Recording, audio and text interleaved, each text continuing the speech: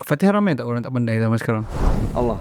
Zaman sekarang, orang yang tak mahir dengan Fatihah, tak reti baca Fatihah pun ramai sebenarnya. Sekolah-sekolah menengah, ramai budak-budak sekolah menengah masih lagi tak boleh nak baca Fatihah. Dan saya pun pernah tengok satu video yang viral dulu, seorang ustazah share macam mana dia pergi dekat satu sekolah di Perak dan dia interview budak-budak sekolah tu, orang Melayu Islam belaka, umur antara 14 ke 17 tahun, Fatihah tak reti, syahadah tak reti, selawat tak reti, semua tak tahu, mandi wajib pun tak reti. Masa saya dekat Johor dulu, saya pernah buka satu bus lah kan, dekat satu taman. Jadi kita buka dekat situ adalah tempat cek Fatihah. Hari tu saja 40 ke 50 orang yang datang cek baca Fatihah. Resultnya sangat menyedihkan. Sebab apa? Sebab daripada 3-40 orang yang datang cek tu, yang saya bagi lulus sah bacaan Fatihah dia seorang je.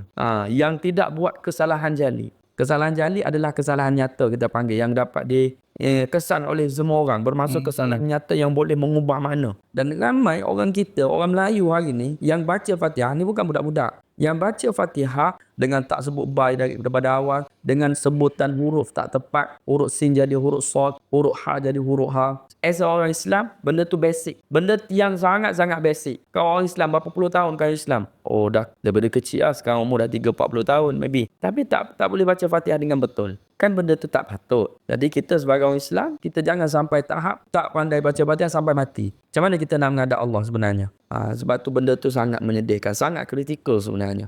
Dan kebanyakannya memang tak boleh baca Fatihah.